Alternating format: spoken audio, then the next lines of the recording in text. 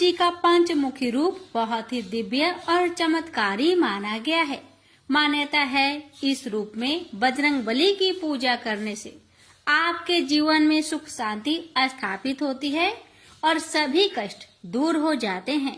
तो आइए श्रवण करते हैं हनुमान जी की पंचमुखी अवतार की पावन गाथा। ये बात उस समय की है जब लंका में महाबलशाली मेघनाथ के साथ बड़ा ही भीषण युद्ध चला।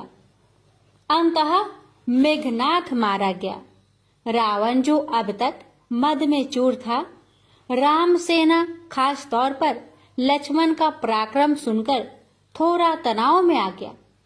रावण को कुछ दुखी देखकर रावण की माँ केकसी ने उसके पाताल में बसे दो भैया अहिरावण और महिरावण की याद दिलाई।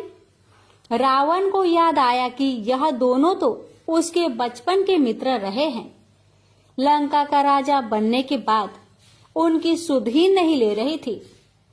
रावण यह भली प्रकार जानता था कि अहिरावण व महिरावण तंत्र मंत्र के महापंडित, जादू टोने के धनी और माँ कामाक्षी के परम भक्त है। रावण ने उन्हें बुला भेजा और कहा कि वह अपने छल बल कौशल से श्री राम व लक्ष्मण का सफाया कर दे।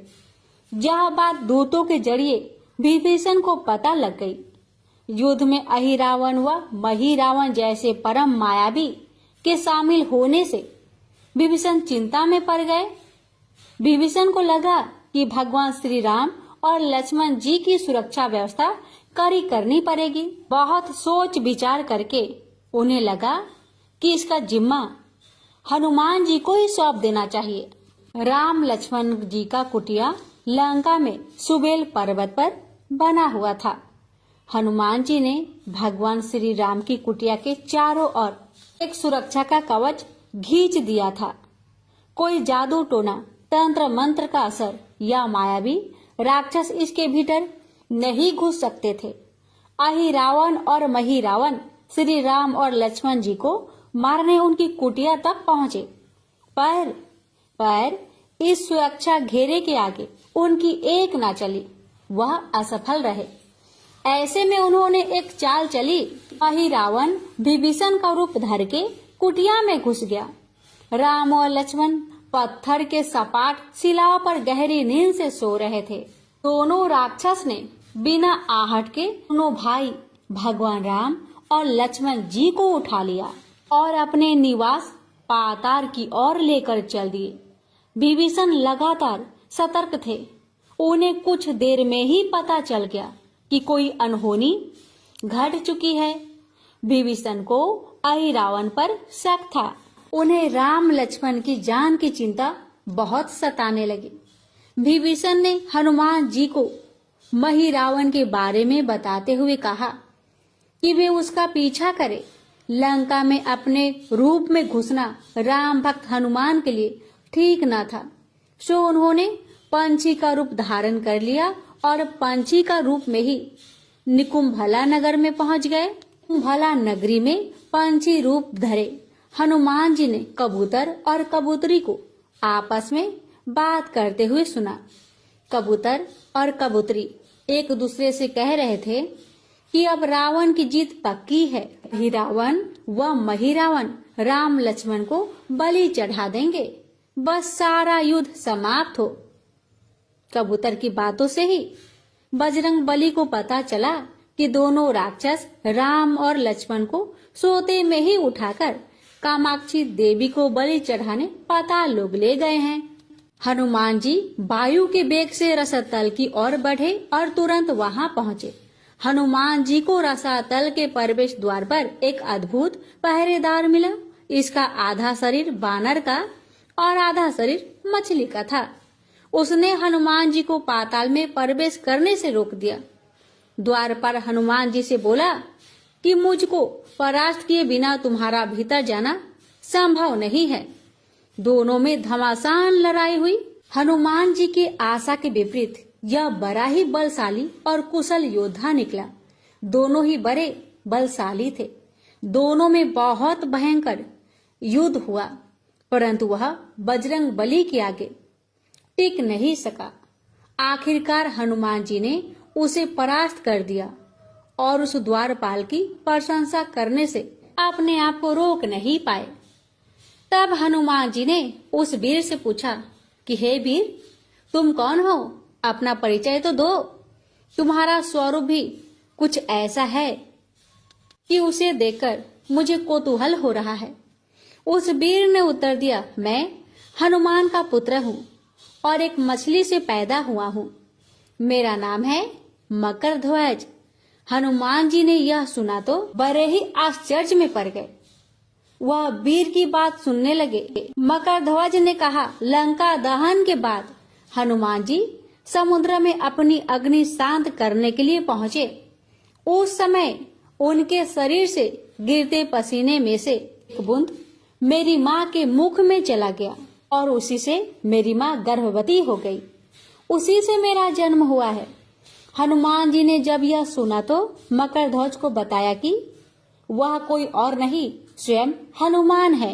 यह सुनकर मकरध्वज ने हनुमान जी के चरण स्पर्श किए और हनुमान जी ने भी अपने बेटे को गले से लगा लिया और वहां आने का पूरा कारण बताया। उन्होंने अपने पुत्र से कहा कि अपने पिता के स्वामी की रक्षा में सहायता करो।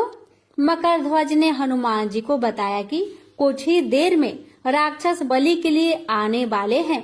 बेहतर होगा कि आप रूप बदलकर कामाक्षी के मंदिर में जाकर बैठ जाइए। उनको सारी पूजा झरोखे से करने को कहे।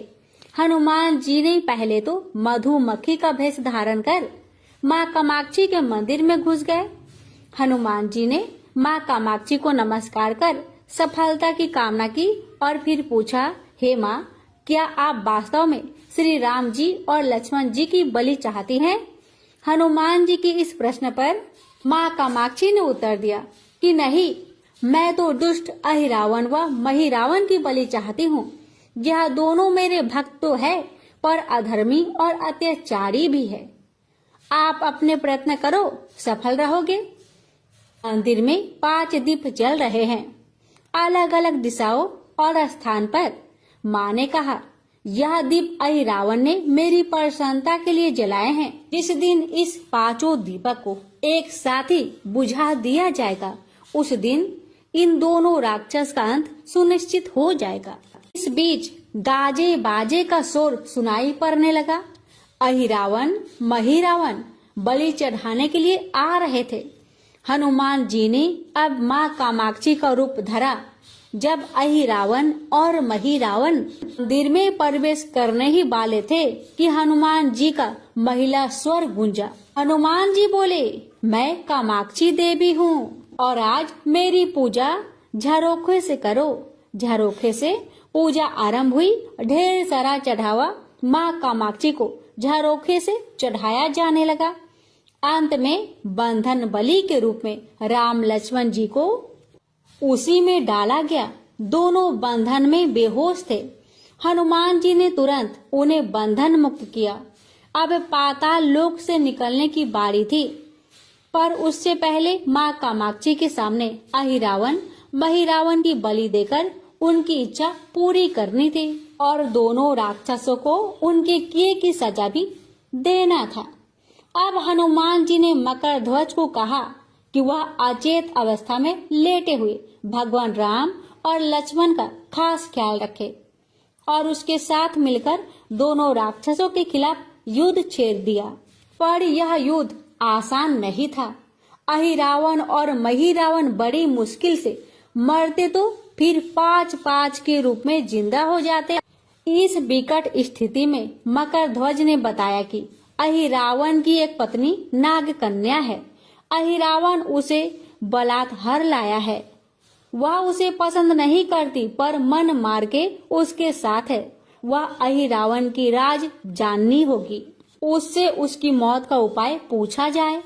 अब उसके पास जाए और सहायता मांगे। मकरध्वज ने राक्षसों को युद्ध में उलझाए रखा और उधर हनुमान अहिरावण की पत्नी के पास पहुंच गए। अहिरावण की पत्नी नाग कन्या से उन्होंने कहा कि यदि तुम अहिरावण के मृत्यु का भेद बता दो तो हम उसे मारकर तुम्हें उसके चंगुल से मुक्ति करा देंगे। अहिरावण की पत्नी ने कहा, मेरा नाम चित्रसेना है। मैं भगवान विष्णु की परम भक्त हूँ। मेरे रूप पर अहिरावण मर मिटा और मेरा अपहरण कर यहाँ कैद किया हुआ है। पर मैं उसे नहीं चाहती, लेकिन मैं अहिरावण का भेद तभी बताऊंगी जब मेरी इच्छा पूरी हो जाएगी। हनुमान जी ने अहिरावण की पत्नी नागकन्या चित्रसेना से पूछा कि आप अहिरावण की मृत्यु का रहस्य बताने के बदले क्या चाहती हैं? आप मुझसे अपनी शर्त बताए, मैं उसे जरूर मानूंगा, जरूर पूरा करूंगा। चित्रसेना ने कहा, दुर्भाग्य से अहिरावण जैसा असुर मुझे हर लाया। इससे मेरा जीवन खराब हो गया। मैं अपने दुर्भाग्य को सौभाग्य में बदलना चाहती हूँ। आप अगर मेरा विवाह श्री राम से कराने का वचन दे तो मैं अहिरावण के वध का रहस्य आपको जरूर बताऊंगी। अब तो हनुमान जी सोच में पड़ गए। भगवान श्री राम तो एक पत्नी निष्ठ है। अपनी धर्म पत्नी देवी सीता को मुक्त कराने के लिए असुरों से युद्ध कर रहे हैं। वह किसी और से विवाह की बात तो कभी न स्वीकारेंगे। मैं कैसे वचन दे सकता हूँ? फिर सोचने लगे कि यदि समय पर उचित निर्णय न लिया जाए तो स्वामी की प्राण ही संकट में है। असमंजस की स्थिति में बेचैन हनुमान जी ने ऐसी राह निकाली कि सांप भी मर जाए और लाठी भी न टूटे। हनुमान जी बोले, तुम्हारी शर्त स्वीकार है, पर हमारी भी एक शर्त है। अब विवाह तभी होगा जब तुम्हारे साथ भगवान राम जिस पलंग पर आसीन होंगे वह सही सलामत रहना चाहिए। यदि वह टूटा तो इसे अपशकुन मानकर वचन से पीछे हट जाऊंगा। जब महाकाय अहिरावण के बैठने से पलंग नहीं टूटा तो भला श्री राम के बैठने से कैसे टूटेगा? यह सोचकर चित्रसेना तैयार हो गई। उसने अहिरावण समेत सभी राक्षसों के अंत का सारा भेद बता दिया। चित्रसेना ने कहा, दोनों राक्षसों के बचपन की बात है। इन दोनों के कुछ शरारती राक्षस मित्र ने कहीं से एक भ्रामरी को पकड़ लिया। मनोरंजन के लिए वे उसे भ्रामरी को बार बार कांटों से छेद रहे थे। भ्रामरी साधारण भ्रामरी न थी, वह भी बहुत मायावी थी, किंतु किसी कारण बस वह पकड़ में आ गई थी। भ्रामरी की पीड़ा सुनकर अहिरावण और महिरावण को दया आ गई और अपने मित्रों से लड़कर उसे छुड़ा दिया। मायावी भ्रामरी का पति भी अपने पत्नी की पीड़ा सुनकर आया था और अपनी पत्नी की मुक्ति से प्रसन्न होकर उस भौरे ने वचन दिया था कि तुम्हारे उपकार का बदला हम सभी भ्रमर जाति मिलकर चुकाएंगे। ये भौरे अधिकतर उसके शयन कक्ष के पास रहते हैं। ये सब बड़ी भारी संख्या में है। दोनों राक्षसों को जब भी मारने का प्रयास हुआ है और ये मरने को हो जाते हैं, तब भ्रमर उनके मुख में एक बूंद अमृत का डाल देते हैं। उस अमृत के कारण ये दोनों राक्षस मरकर भी जिंदा हो जाया करते हैं। इनके कई कई रूप उसी अमृत के कारण हैं। इन्हें जितनी बार फिर से जीवित किया जाता है, उनके उतने नए रूप बन जाते हैं। इसलिए आपको पहले इस भौरों को मारना होगा। हनुमान जी रहस्य जानकर लौटे। पर ध्वज ने अहिरावण को युद्ध में उलझा रखा था, तो हनुमान जी ने भौरों का खात्मा शुरू किया। वे आखिर हनुमान जी के सामने कहाँ तक टिकते। जब सारे भ्रमर खत्म हो गए और केवल एक बचा तो वह हनुमान जी के चरणों में लौट गया। उसने हनुमान जी से प्राण रक्षा की याचना की। हनुमान जी पसीज गए। उन्होंने उसे क्षमा करते हुए एक काम सौंपा। हनुमान जी बोले, मैं तुम्हें प्राण दान देता हूँ, पर एक शर्त पर कि तुम यहाँ से तुरंत चले जाओगे और अहिरावण की पत्नी के पलंग की पार्टी में घुसकर जल्दी से जल्दी उसे पूरी तरह खोखला बना दोगे। और तत्काल चित्रसेना की पलंग की पार्टी में घुसने के लिए प्रस्थान कर गया।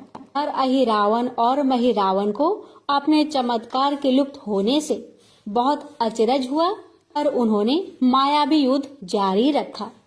भ्रमरों को हनुमान जी ने समाप्त कर दिया। फिर भी हनुमान जी के हाथों अहिरावण और महिरावण का अंत नहीं हो पा रहा था। यह देखकर हनुमान जी कुछ चिंतित हुए। फिर उन्हें कामाक्षी देवी का वचन याद आया। देवी ने बताया था कि अहिरावण की सिद्धि है कि जब पांचों दीपकों को एक साथ बुझाएंगे तभी वे नए नए रूप धारण करने में असमर्थ होगा और उसका वध हो सकेगा।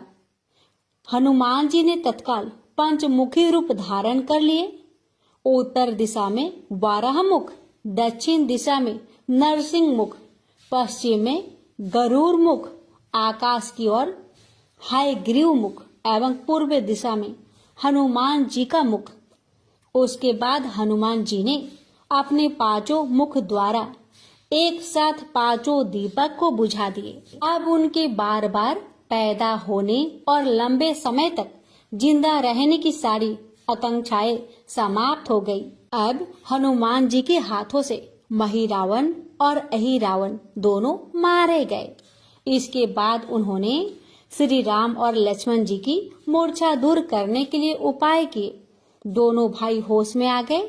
चित्रसेना भी वहां आ गई थी। हनुमान जी ने कहा, प्रभु अब आप अहिरावण और महिरावण के छल और बंधन से मुक्त हुए, पर इसके लिए हमें इस नाग कन्या की सहायता लेनी पड़ी थी। अहिरावण इसे बलपूर्वक उठा लाया था। वह आपसे विवाह करना चाहती है। कृपया उससे विवाह कर अपने साथ ले चले, इससे उसे भी मुक्ति मिल जाएगी। श्री राम हनुमान जी की बात सुनकर चकरा गए। इससे पहले कि वह कुछ कह पाते, हनुमान जी ने ही कह दिया, भगवान आप तो मुक्तिदाता है। रावण को मारने का भेद इसी ने बताया है। इसके बिना हम उसे मारकर आपको बचाने में सफल ना हो पाते। कृपा निधान इसे भी मुक्ति मिलनी चाहिए। परंतु आप चिंता ना करें, हम सबका जीवन बचाने वाले के प्रति बस इतना ही कीजिए कि आप बस इस पलंग पर बैठिए, बाकी का काम मैं संपन्न करवाता हूँ। हनुमान जी इतनी तेजी से सारे कार्य करते जा रहे थे कि इससे भी राम जी और लक्ष्मण जी दोनों चिंता में पड़ गए। वह कोई कदम उठाते कि तब तक हनुमान जी ने भगवान राम की बाह पकड़ ली। हनुमान जी ने भावावेश में प्रभु श्री राम की बाह पकड़कर चित्रसेना के उस सजे धजे विशाल पलंग पर बिठा दिया। भगवान राम कुछ समझ पाते कि तभी पलंग की खोखली पाटी चरचराकर टूट गई। पलंग धराशायी हो गई। चित्रसेना भी जमीन पर आ गिरी।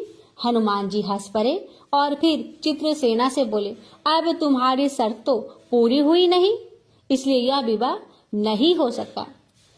तुम मुक्त हो और हम तुम्हें तुम्हारे लोग भेजने का प्रबंध करते हैं। अब तो चित्रसेना समझ गई कि उसके साथ छल हुआ है। उसने कहा कि उसके साथ छल हुआ है। मर्यादा पुरुषोत्तम के सेवक उनके सामने किसी के साथ छल करे, ये तो बहुत ही अनुचित है। मैं हनुमान को श्राप दूंगी। चित्रसेना ने हनुमान जी को श्राप देने ही जा रही थी। श्री राम का सम्मोहन भंग हुआ। वह इस पूरे नाटक को समझ गए। उन्होंने चित्रसेना को समझाया, मैंने एक पत्नी धर्म से बंधे होने का संकल्प लिया है, इसलिए हनुमान जी को यह करना पड़ा। उन्हें क्षमा कर दो। क्रोधित चित्रसेना तो उनसे विवाह करने की जिद पकड़ी बैठी थी। श्री राम ने कहा, मैं जब द्वारपर में श्री कृष्ण अवतार लूंगा तब तुम्हें सत्यभामा के रूप में अपनी पटरानी बनाऊंगा। इससे वह मान गई। हनुमान जी ने चित्रसेना को उसके पिता के पास पहुंचा दिया। चित्रसेना को प्रभु ने अगले जन्म में पत्नी बनाने का वरदान दिया था। भगवान विष्णु की पत्नी बनने की चाह में उसने स्वयं को अग्नि में भस्म कर लिया। श्री राम और लक्ष्मण मकर ध्वज और हनुमान जी सहित वापस लंका में सुबेल पर्वत पर लौट आए। प्यारे भक्तों, ये थी पंचमुखी हनुमान जी की पावन कथा। इस कथा के श्रवण मात्र से ही हर मनोकामना अवश्य पूरी हो जाती है। अब सुनिए भगवान राम की महिमा की कथा। यह कहानी कुबाजी महाराज की है, जिनका नाम उनके गुरुदेव द्वारा केवल राम जी रखा गया था। वे एक कुम्हार थे। उन्होंने श्री कृष्णदास पायहारी जी के सत्संग में जाना शुरू किया और उन्हें सतगुरु रूप में वरण किया। जाति से वे कुम्हार थे, लेकिन उनकी स्थिति महान संतों के समान हो गई थी। वे संतों की सेवा में लीन रहते थे। उन्होंने समझ लिया कि संत सेवा ही भगवत कृपा का मुख्य साधन है। यदि संतों की आराधना की जाए तो भगवान को प्राप्त करना सहज हो जाता है। कोई भी वैष्णव या संत उनके घर आता तो वे उनका आदर पूर्वक सत्कार करते। उनके घर में साधु संतों का आना जाना लगा रहता था। वे महीने में केवल 30 बर्तन बनाते थे और उनमें से रोज केवल एक ही बेचते थे। इस सीमित कमाई से ही वे अपने परिवार का भरण पोषण करते और शेष धन से संत सेवा करते थे। वे अधिक बर्तन इसलिए नहीं बनाते थे क्योंकि उनका मत था कि यदि हम अधिक व्यापार और सांसारिक गतिविधियों में उलझ जाएंगे तो हमारा मन आंतरिक भजन में नहीं लगेगा। एक दिन उनके घर में बहुत से संतों की मंडली आई, किंतु उनके घर में संत सेवा के लिए कोई व्यवस्था नहीं थी। उन्होंने पत्नी से कहा, अब हमें किसी से उधार लेना पड़ेगा। संत आए हैं और वे भूखे नहीं रह सकते। वे ये भी कर सकते हैं कि संतों से हाथ जोड़कर विनम्रता पूर्वक कह देते कि उनके पास भोजन की व्यवस्था नहीं है, लेकिन उनके प्रेमी हृदय ने यह स्वीकार नहीं किया। उन्होंने सोचा संतों की सेवा के लिए ऋण भी लेना पड़े तो कोई दोष नहीं। वे एक महाजन के पास गए और कहा, हमारे घर 20-25 संत आए हैं, उनके लिए भोजन सामग्री चाहिए, कृपया हमें उधार दीजिए, हम धीरे धीरे इसे चुका देंगे। अधिकांश महाजनों ने यह कहकर मना कर दिया कि यह गरीब आदमी है, इसे उधार देने का कोई लाभ नहीं। लेकिन एक चतुर महाजन ने कहा, यदि तुम मेरा एक काम कर दो तो जितनी भी सामग्री चाहिए मैं दे सकता हूं। कुबा जी महाराज ने पूछा, आपका क्या काम है? महाराज ने कहा, हमारे कुएं की खुदाई का काम रुका हुआ है, यदि तुम उसे पूरा कर सको तो मैं तुम्हें संत सेवा के लिए सामग्री दे दूंगा। यह सुनकर कुबा जी महाराज ने खुश होते हुए सहमति दे दी। कुबा जी ने संतों की सेवा के लिए उधार लेना भी स्वीकार कर लिया। वे भक्तों की सेवा में इतने तन्मय थे कि उन्होंने सेवा की सामग्री ली और संतों की सेवा की। उनकी पत्नी भी इस सेवा में सहभागी बनी। फिर वे दोनों तय किया हुआ कार्य करने के लिए वापस आए। वे खुदाई करते हुए हर फावड़े के साथ राम नाम का उच्चारण करते। पत्नी मिट्टी बाहर फेंकती और वे वापस में भी ईश्वर के नाम लेकर ही संवाद करते। उन्हें मेहनत करता देखकर महाजन को तो आनंद हो गया। वह सोचने लगा कि थोड़ी सामग्री देकर उसने बहुत बड़ा कार्य करवा लिया। जैसे जैसे फावड़ा चलता, केवल राम जी सिया राम कहते मिट्टी निकालकर तसले में रखते और संकेत में अपनी पत्नी से कहते, सिया राम अर्थात उठाओ। फिर वे कहते सिया राम और वह मिट्टी उठाती। इस प्रकार वे दोनों एक एक कदम आगे बढ़ते। अब वे कुआं खोदने में तत्लीन हो गए। खुदाई के दौरान मिट्टी खिसकने लगी क्योंकि चारों ओर रेतीली मिट्टी थी। कुछ ही समय में हजारों मन मिट्टी खिसक गई। कुआं गहरा हो चुका था और अब बस पानी निकलने की ही देरी थी कि अचानक ऊपर की पहाड़ी धंस गई और केवल राम जी मिट्टी के नीचे दब गए। मिट्टी इतनी तेजी से गिरी कि चारों ओर बस धूल ही धूल थी। अब किसी को भी यह संभव नहीं लग रहा था कि वे जीवित बचेंगे। उनकी पत्नी को समझाया गया कि अब कुछ भी संभव नहीं, लेकिन वे धैर्यवान थी। उन्होंने इसे प्रभु की इच्छा और अपने पारवंध का फल माना। 1 महीने तक कोई भी उस स्थान के पास नहीं गया क्योंकि यह एक बहुत ही दुखद घटना थी। 1 महीना बीत गया और तभी उधर से गुजरने वाले कुछ लोगों ने अचानक नाम ध्वनि सुनी, सिया राम सिया राम सिया राम। यह ध्वनि अत्यंत आनंदमय थी। जो भी उस स्थान के पास गया वह इस ध्वनि को सुनकर रोमांचित हो उठा। यह कोई साधारण ध्वनि नहीं थी, यह गहन आध्यात्मिक ऊर्जा से भरी हुई थी। यात्रियों ने यह भी सुना कि सिर्फ नाम ही नहीं बल्कि मृदंग और करताल की ध्वनि भी आ रही थी। उसी समय उधर से एक राजा गुजरा, जिसने भीड़ देखकर पूछा कि यहाँ क्या हो रहा है। लोगों ने बताया कि यह स्थान वह है जहाँ केवल राम जी कुआं खोद रहे थे और मिट्टी के नीचे दब गए थे। राजा ने यह सुनते ही आदेश दिया कि तत्काल खुदाई करवाई जाए। लोगों ने कहा कि इतनी गहरी मिट्टी के नीचे कोई जीवित कैसे रह सकता है, लेकिन नाम ध्वनि स्पष्ट रूप से सुनाई दे रही थी। जब मिट्टी हटानी शुरू की गई तो एक गुफा जैसी संरचना दिखाई दी। प्रभु की कृपा देखिए, जहाँ केवल राम जी बैठे थे वहां मिट्टी नीचे तक नहीं गिरी थी बल्कि ऊपर ही रुक गई थी। यह चमत्कार था। जब सभी ने देखा तो पाया कि केवल राम जी आरामदायक मुद्रा में बैठे हुए थे और जोर जोर से सिया राम का नाम जप रहे थे। उनके पास सुंदर पात्र में भोजन रखा था और जल भी रखा था। प्रश्न यह था कि यह भोजन और जल वहां कैसे पहुंचा। सोचिए, यदि किसी लिफ्ट में बिजली चली जाए तो कितनी घबराहट होती है। लेकिन यह भक्त तो एक गहरे कुएं में बैठे थे और न केवल जीवित थे बल्कि पूर्णतः आनंद मग्न भी थे। यह उनकी अटूट भक्ति और प्रभु के नाम पर दृढ़ विश्वास का परिणाम था। यह नाम जप का प्रभाव था कि उन्होंने किसी भी प्रकार की घबराहट महसूस नहीं की। प्यारे भक्तों, जो भक्त सच्चे मन से नाम जप करते हैं उसका पालन पोषण स्वयं भगवान करते हैं।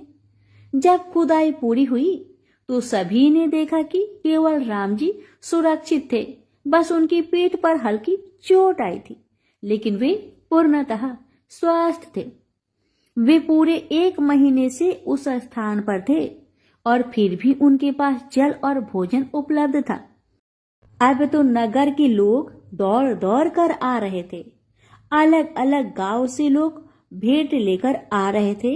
यह आश्चर्य की बात थी कि 1 महीना बीत जाने के बावजूद वे जीवित थे और भजन कर रहे थे। लोग श्रद्धा से उनके चरणों में झुक गए। यह ईश्वर की कृपा थी। यह नाम जप की महिमा थी। नाम जप में अद्भुत शक्ति है। यह केवल राम जी का दृढ़ विश्वास और भजन ही था जिसने उन्हें मृत्यु के मुख से बाहर निकाला। यह भगवान के नाम ही अपार महिमा को दर्शाता है। प्रेम से बोलिए सिया रामचंद्र की जय। हे भगवान, आपकी इस पावन कथा को जो भी भक्त श्रद्धा पूर्वक पूरा सुने उस भक्त की हर मनोकामना को पूर्ण करे। जय सिया राम। अब सुनेंगे मंगलवार व्रत में सुनी जाने वाली मंगल चंडी की व्रत कथा। एक गांव में एक शिकारी परिवार रहा करते थे। धर्मकेतु और उसकी पत्नी निधा, उनकी 5 बेटी थी। एक भी बेटा नहीं था जो वंश को आगे बढ़ाए, इसलिए धर्मकेतु दूसरी शादी करना चाहता था। निधा बहुत चिंतित और उदास रहती थी। एक दिन देवी चंडी एक ब्राह्मणी भेष में निधा के पास भिक्षा मांगने गई। निधा के व्यवहार से चंडी प्रसन्न होकर कुछ मांगने को कहा। निधा ने कहा, मेरे पास सब कुछ है पर कोई पुत्र नहीं है। चंडी के आशीर्वाद से उसे पुत्र की प्राप्ति हुई। नाम कालकेतु था, बड़ा ही वीर था। बड़ा हुआ उसका शादी फुलेरा से हुआ। वह सुशील लड़की थी। उसके आने से पहले शिकार कर लाया हुआ मांस कालकेतु की माँ हाट में बेचने जाया करती थी, पर उसके आ जाने के बाद अब कालकेतु जंगल से जानवरों का शिकार कर लाता। फुलेरा उसके मांस छाल, दांत आदि को हाट में बेचने जाया करती थी। हाट का मतलब है बाजार में बेचने जाया करती थी। बेटे ने घर अच्छे से संभाल लिया था, ये देखकर पति पत्नी काशी चले गए। अब हर रोज की तरह दोनों अपने काम में लगे रहते थे। कालकेतु इतना ज्यादा शिकार करता कि जंगल के जानवर डरने लगे। सभी जानवरों ने जंगल के राजा सिंह से गुहार लगाई। गेंडे ने कहा, राजा जी, मैं बहुत दुखी हूँ, मेरे 7 भाई मारे गए। हिरनी ने कहा, मैं पतिहीन हो गई हूँ, जीवन बहुत पीड़ा दे रही है, मौत भी नहीं आ रही है। बंदर ने कहा, मैं वंश विहीन हो गया हूँ, कालकेतु मेरे बच्चों को बांधकर बेच दिया। इसी तरह सभी जानवरों ने अपनी पीड़ा को राजा के सामने रखा। उन्होंने कहा, हम लोग आपके राज्य से कहीं और चले जाएंगे। सिंह राजा ने कहा, आप लोग नहीं डरे, मैं स्वयं कालकेतु से लड़कर आप लोगों की रक्षा करूंगा। सिंह और कालकेतु में युद्ध हुआ। सिंह भाग गया और कालकेतु जीत गया। सभी जानवर अब देवी चंडी के पास पहुँचे और उनसे विनती किए, माँ, हमें कालकेतु के हाथों से बचाओ, वह सभी जानवरों का शिकार कर रहा है, उससे छिपने का कोई जगह नहीं बचा है, हम कहाँ जाए माँ, हम क्या करें। तब चंडी माता ने सभी जानवरों को छुपा लिया और स्वयं एक सांप के रूप में बनकर जंगल के बीच में बैठ गई। उधर कालकेतु जंगल में जानवरों का शिकार करने निकला तो उसे कोई जानवर नहीं मिला। वह चिंतित होने लगा। उसका जीवन तो बस जानवर पर ही टिका था। अब वे क्या खाएंगे और क्या पिएंगे। जंगल में उसे स्वर्ण गोधिका दिख गई, जो कि चंडी माता ने अपना वेश धारण करके बनाया था। स्वर्ण गोधिका का देखना अब शकुन माना जाता है, इसलिए कालकेतु को गुस्सा आया और आगे बढ़ गया। उसने पूरी जंगल छान मारी पर कोई जानवर नहीं मिला। उसका दिन बिगड़ गया। आते वक्त उसने फिर से स्वर्ण गोधिका को देखा। उसने उसे पकड़ लिया और गुस्से से कहा, आज तुम्हें ही जिंदा पकाकर खाऊंगा। जब कालकेतु घर आया तो फुलेरा घर पर नहीं थी। पड़ोसी से पता चला वह बाजार गई है। कालकेतु स्वर्ण गोधिका को रस्सी से बांधकर फुलेरा के पास पहुंचा। फुलेरा बोली, घर में खाने को कुछ नहीं है और ये बासी मांस कोई नहीं खरीद रहा है। कालकेतु ने फुलेरा को पड़ोसी से शिवली फूल के बदले चावल उधार मांगने को कहा और कहा, घर पर स्वर्ण गोधिका है, उसे पका लेना। कालकेतु बाजार में रहकर बासी मांस बेचने लगा और फुलेरा चावल लेकर घर पहुंची। घर में स्वर्ण गोधिका नहीं था, बल्कि एक 16 साल की सुंदर कन्या रस्सी से बंधी थी। फुलेरा उसे देखकर डर गई कि इतनी सुंदर कन्या यहाँ क्या कर रही है। उसने कहा, तुम कौन हो, यहाँ क्या कर रही हो। कन्या ने कहा, मैं ब्राह्मण कन्या हूँ, मैं जंगल बीच में बैठी थी तो तुम्हारे पति ने मुझे यहाँ लाया है। ये सुनकर उसे गुस्सा आया, ये सोचकर कि कहीं ये मेरी सौतन तो नहीं। पर शांत होकर बड़े प्यार से उसे कालकेतु और अपना कष्टदायक जिंदगी के बारे में कहने लगी ताकि वह कन्या अपने घर चली जाए, पर कन्या मानने को तैयार नहीं हुई। फुलेरा कालकेतु के पास बाजार पहुंची और बोली, आप किसे घर लाए हैं? एक सुंदर कन्या घर में है। कालकेतु को विश्वास नहीं हुआ क्योंकि उसने एक स्वर्ण गोधिका रखी थी। वे दोनों तुरंत घर आए। कालकेतु उसे देख हैरान हुआ और उसके बारे में पूछने लगा और बोला, यहाँ से चली जाओ। जब कन्या राजी नहीं हुई तो उसने अपना तीर धनुष निकाल लिया। उसकी बहादुरी देखकर कन्या ने कहा, मैं चंडी हूँ, तुम आज से शिकार करना छोड़ दो, मैं तुम्हें गुजरात का राजा बनाती हूँ। पर कालकेतु को उसका यकीन नहीं हुआ। वह बोला, अगर तुम चंडी देवी हो तो तुम असली रूप में आओ। चंडी ने उसे महिष मर्दनी का रूप दिखाया। तब दोनों उनके चरण पर गिर गए। चंडी बोली, हर मंगलवार मेरी पूजा करो और लोगों में मेरी पूजा का प्रचार कराओ। चंडी उन्हें एक अंगूठी दी जिसका मूल्य 7 करोड़ था। फुलेरा बोली, माँ, गुजरात जंगल से भरा है, उसे काटने और शहर बनाने में ही सारा धन चला जाएगा। चंडी ने 7 सोने से भरा कलश दिया और वे कलश कैलाश पर्वत पर चली गई। काल केतु अंगूठी को बेचने के लिए शिव मुरारी के पास पहुंचा। वह काल केतु से हमेशा मांस उधार में लिया करता था, इसलिए उसे लगा कि काल केतु उधार का पैसा लेने आया है। वह अपनी पत्नी को बाहर भेजा और छिपकर सारी बातें सुनने लगा। काल केतु के कुछ बोलने से पहले ही उसकी पत्नी बोली, मुरारी घर पर नहीं है, उधार का पैसा कल दे देंगे।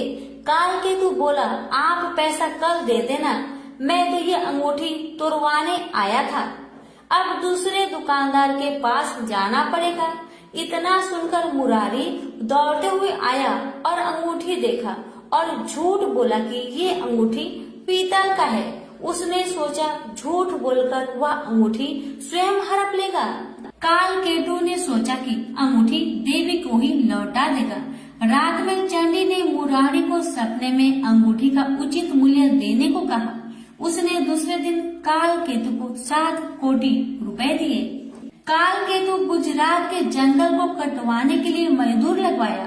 जंगल में बाघ के डर से मजदूर जंगल के अंदर जाने को तैयार नहीं हो रहे थे। तब काल केतु स्वयं जंगल जाकर बाघ से लड़ा और उसे मार डाला। जंगल काटकर गुजरात शहर बसाया गया, पर गुजरात राज्य में कोई प्रजा न थी। काल केतु ने चंडी से प्रार्थना की, तब उन्होंने इंद्रदेव तथा समुद्र की मदद से कलिंग राज्य में भारी बरसात करवाई। नद नदी में बाढ़ आ गई। लोग कलिंग से गुजरात भागकर आने लगे। इस तरह ब्राह्मण, कास्ट, मुस्लिम आदि अनेक जाति के लोग गुजरात में आकर रहने लगे। काल केतु राज्य को सही तरीके से चलाने के लिए अच्छी अच्छी नीतियां बनाई। राज्य में एक व्यक्ति भानुदत्त भी रहता था। उसने मीठी मीठी बातें कहकर काल केतु के दरबार में ऊंची पद हासिल कर ली थी। उसने सभी को तंग कर रखा था। वह सभी के सामान ले जाता पर पैसा नहीं देता था। उसके अत्याचार से सभी लोगों ने काल केतु से उसकी शिकायत की। काल केतु ने उसे सजा दिया। भानुदत्त को यह सहन नहीं हुआ और वह कलिंग राजा के पास काल केतु की शिकायत करने गया। भानुदत्त कलिंग राज के दरबार में पहुंचकर राजा से कहने लगा कि आपके रहते कोई और दूसरा राजा शासन कैसे कर सकता है। कलिंग राज ने उससे पूछा, कौन है? यदि तुम सच कह रहे हो तो दिखाओ हमें। भानुदत्त ने कलिंग राज के दूत को ये सब दिखाया। कलिंग राज ने काल केतु पर आक्रमण किया।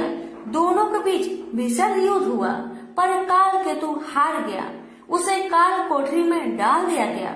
रात को चंडी देवी ने कलिंग राज को सपने में दर्शन दी और बताई कि काल केतु को मैंने गुजरात का राजा बनाया है, उसे आजाद कर दो। उसी समय कलिंग राजा दौड़ते हुए आए और काल केतु को आजाद करवाए और उसे गुजरात का राजा बना दिया। भानुदत्त को सजा मिली। काल केतु खुशी खुशी अपना जीवन राज्य चलाने लगा। प्रेम से बोलिए चंडी मैया की जय। अब सुनेंगे मंगलवार व्रत में सुनी जाने वाली मंगला गौरी माता जी की प्रेत कथा।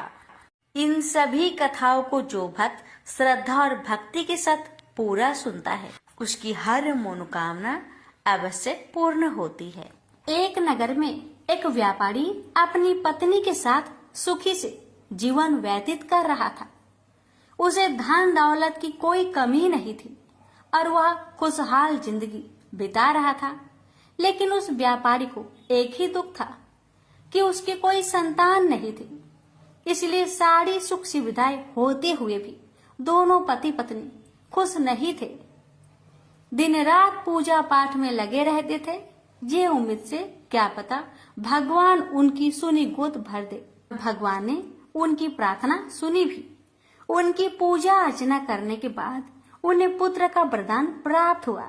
लेकिन उसके जन्म के समय ज्योतिष ने कहा कि वह अल्पायु है और 16 साल के होते ही सांप के काटने से उसकी मृत्यु हो जाएगी। इस बात को जानने के बाद पति पत्नी और भी दुखी हो गए, लेकिन उन्होंने इसे ही अपना और पुत्र का भाग्य मान लिया। उन्होंने 16 साल की उम्र से पहले ही अपने बेटे का विवाह सुकन्या से कर दिया। इस कन्या की माता माँ मंगला गौरी का व्रत किया करती थी और उसने अपनी पुत्री को भी विवाह के बाद सुखी जीवन के लिए माँ मंगला गौरी का व्रत रखने की सलाह दी थी। विवाह के बाद कन्या ने ससुराल आकर विधि विधान से मंगला गौरी का व्रत किया और माँ गौरी की पूजा अर्चना की, जिसके परिणाम स्वरूप उसे अखंड सौभाग्यवती का आशीर्वाद प्राप्त हुआ और सेठ के पुत्र की मृत्यु टल गई और तभी से माँ मंगला गौरी की व्रत की मान्यता अधिक बढ़ गई। प्रेम से बोलिए मंगला गौरी माता की जय हो।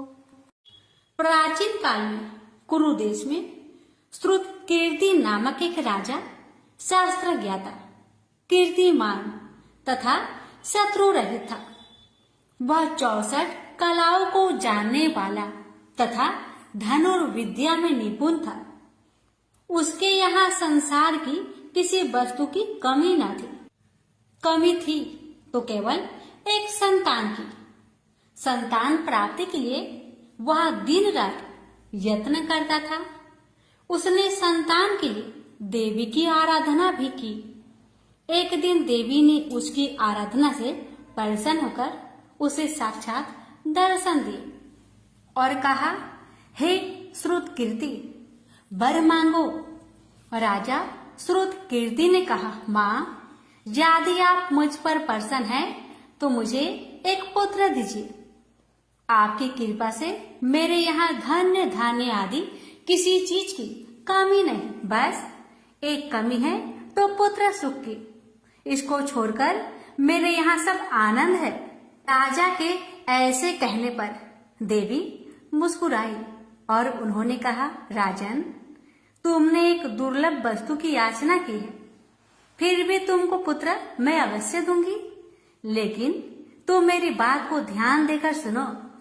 तुम्हारे यहाँ जो पुत्र होगा वह बहुत गुणवान होगा, किंतु वह 16 वर्ष से अधिक जीवित नहीं रहेगा। हाँ, यदि एक सुंदर अथवा विद्या विहीन पुत्र होगा तो वह बहुत समय तक जीवित रहेगा। देवी की बात सुनकर राजा चिंता में पड़ गया और माता की बात अपनी पत्नी को बताया। कहा, हे रानी, माता रानी ने कहा है, अगर मैं गुणवान पुत्र का मांग करता हूँ तो वह 16 वर्ष तक जीवित रहेगा। अगर अनपढ़ गंवार पुत्र की मांग करता हूँ तो वह दीर्घ काल तक जीवित रहेगा। अब तुम बताओ मैं क्या करूँ और क्या मांगू। बहुत सोच विचार करके राजा ने गुणी संपूर्ण लक्षण युक्त 16 वर्ष की आयु वाला पुत्र मांगा। देवी ने कहा, राजा, मेरे मंदिर के मुख्य द्वार पर आम का पेड़ है।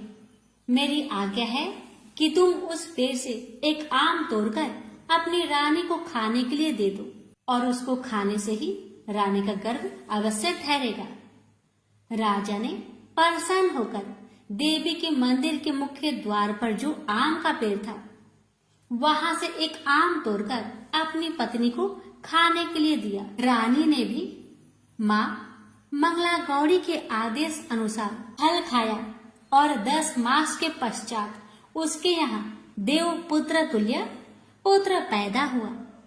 हर्ष शोक से संपन्न राजा ने राजकुमार का अतकर्म आदि संस्कार करवाया और भगवान सदाशिव का ध्यान धरकर उसका नाम चिरायु रखा। लड़का अपने माता पिता की देख रेख में चांद की तरह बढ़ने लगा। दिन बीतते चले गए और उसका 16वां वर्ष आरंभ हो गया। राजा रानी दोनों को चिंता सताने लगी। राजा ने सोचा, मैंने यह पुत्र बड़े कष्ट से प्राप्त किया है, अपनी आंखों के सामने इसका मृत्यु कैसे देख सकूंगा, कैसे सह सकूंगा। यह विचार करके उसने राजकुमार को उसके मामा के साथ काशी में भेज दिया। जाने के समय रानी ने अपने भाई से कहा, भाई, तुम कार्पटिक भेष धारण करके राजकुमार को काशी ले जाओ। मैंने इसके जन्म से पूर्व भगवान श्री सदाशिव से प्रार्थना की थी कि हे प्रभु, पुत्र प्राप्ति पर मैं उसे जगत पिता की यात्रा के लिए भेजूंगी। इसको इसी समय काशी ले जाओ। इसकी देह प्राण की रक्षा करना। रानी का भाई अपनी बहन की बात सुनकर भांजे को साथ लेकर काशी चला गया। कई दिन की यात्रा के पश्चात वह आनंद नगर पहुंचा। वहां पर वीरसेन नाम का एक राजा राज्य करता था, जो कि शास्त्र ज्ञाता, कीर्तिमान तथा शत्रु रहित था। उस राजा की कन्या मंगल गौरी अपने रूप लावण्य के कारण चहु और प्रसिद्ध थी। मानो वह राजकुमारी आकाश के चांद की तुलना में धरती की चांद थी। जिस समय राजकुमार चिरायु तथा उसका मामा आनंद नगर में शहर से बाहर के शाही बगीचे में पहुंचे, उस समय राजकुमारी मंगल गौरी अपनी सखी सहेलियों के साथ खेल रही थी।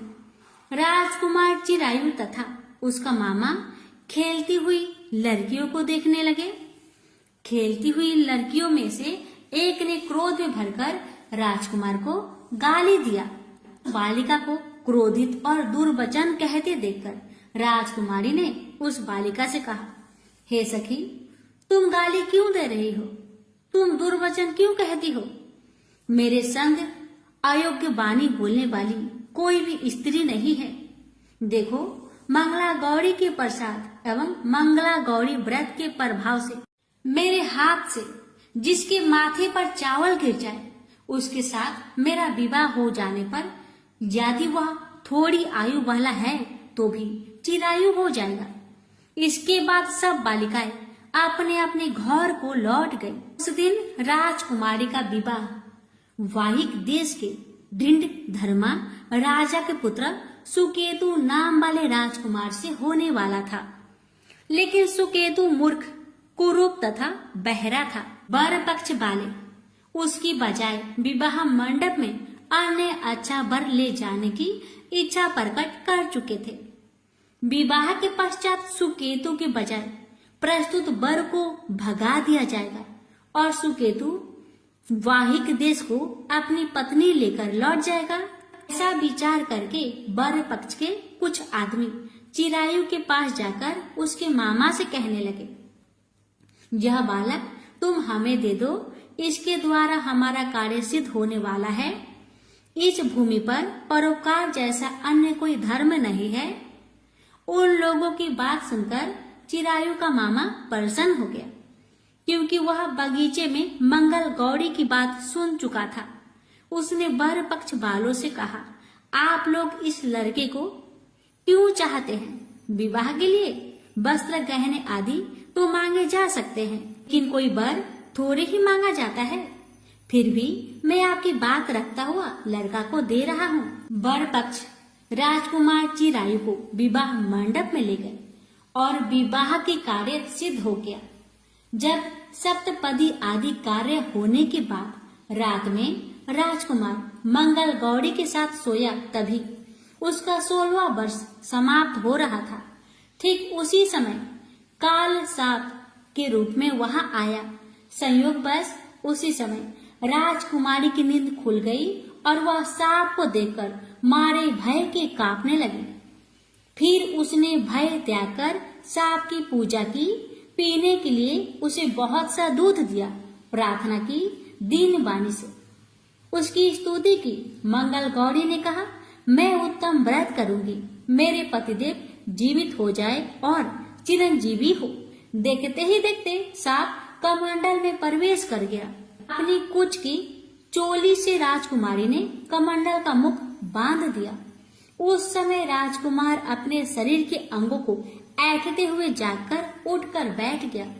उसने राजकुमारी से कहा, मुझे बहुत भूख लगी है। राजकुमारी ने माता के समीप जाकर लड्डू आदि लाकर राजकुमार को खाने के लिए दिए। राजकुमार ने प्रसन्न होकर भोजन किया। हाथ धोते समय उसके हाथ से अंगूठी गिर गई। वह पान खाकर दोबारा सो गया। उसके सोने के बाद राजकुमारी कमंडल को बाहर फेंकने के लिए गई, लेकिन विधि के विधान से बाहर जाते समय चमकते हुए हार की चमक देखकर चकित रह गई। उसने उस घट में स्थित हार को अपने गले में पहन लिया। थोड़ी रात बाकी रहने पर चिरायु का मामा आकर उसे ले गया। चिरायु के जाने के बाद वर पक्ष जन सुकेतु को वहां ले आए। मंगल गौड़ी ने जब सुकेतु को देखा तो कहा, यह मेरा पति नहीं है। इस पर वर पक्ष जनों ने राजकुमारी से कहा, हे देवी, यह तुम क्या कह रही हो? यदि कोई पहचान हो तो कहो। मंगल गौड़ी ने कहा, रात को मेरे पति ने जो मुझे जराऊ हार दिया है, उस हार के रत्नों की सुंदरता यह बताए, यह कोई अन्य ही है। रात्रि में आम्र सेजन के समय मेरे पति का केसर युक्त पद मेरी जांग में लगा हुआ है। लोग उसे देखो। रात के समय मेरे और मेरे पति के बीच जो बातचीत हुई है और हमने क्या भोजन किया था, ये भी बतलाए तो यह मेरा पति होगा। मंगल गौरी की बात सुनकर वर पक्ष जनों ने कहा, ठीक है, लेकिन सुकेतु उपरोक्त प्रश्नों में से किसी एक का भी उत्तर नहीं दे सका। इस पर कन्या पक्ष वालों ने उसके साथ राजकुमारी को भेजने से इनकार कर दिया और वर पक्ष जन अपना सा मुंह लेकर जैसे आए थे वैसे ही लौट गए। मंगल गौरी के पिता महाराजा वीरसेन ने प्रसन्न होकर एक महान यज्ञ रचाया। उसने ये भी सुना कि वर पक्ष जन किस प्रकार अपने कुरूप राजकुमार के बजाय किसी अन्य सुंदर युवक को विवाह के मंडप में ले आए थे और उसके साथ मंगल गौरी का विवाह हुआ था। अब मंगल गौरी राजमहल के बरामदे में एक जिक्र की ओट में बैठ गई और प्रत्येक आते जाते यात्री को देखने लगी ताकि उनमें कहीं उसे चिरायु दिखाई दे जाए। उधर चिरायु भी अपनी ससुराल का हाल जानने के लिए अपने मामा के साथ वहां आ पहुंचा।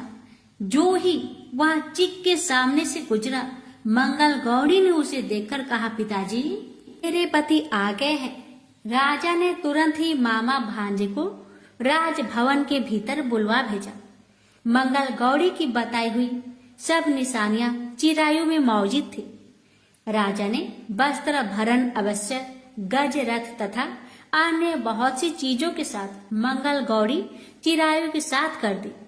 उसके बाद चिरायु राजा वीरसेन से विदा होकर अपनी पत्नी एवं मामा के साथ कुल नंदन सेना सहित अपने नगर को गया। जब उसके माता पिता ने लोगों के मुख से उसकी वापस आने की बातें सुनी तो उन्हें इस बात का विश्वास ही नहीं हुआ। वे बड़े हैरान हो गए और सोचने लगे, लो, भाग्य के विपरीत कैसे हो सकता है। वह अभी यह सोच ही रहे थे कि राजकुमार चिरायु ने माता और पिता के चरणों में प्रणाम किया। माता ने उसका सिर चूमा और उसके आनंद का कोई परावर ना रहा। फिर उसने पुत्र वधू को अपनी गोद में बैठाकर उससे सारा हालचाल पूछा। मंगल गौरी ने उनको व्रत का महात्म्य तथा पिछला समस्त घटनाक्रम बतलाया। मंगला गौरी के कारण ही तभी से यह व्रत मंगल गौरी के नाम से प्रसिद्ध हुआ। जो कोई भी सुनेगा अथवा इसका कीर्तन करेगा उसके सभी मनोरथ सिद्ध हो जाएंगे। बोलिए, मंगला गौरी माता की जय हो।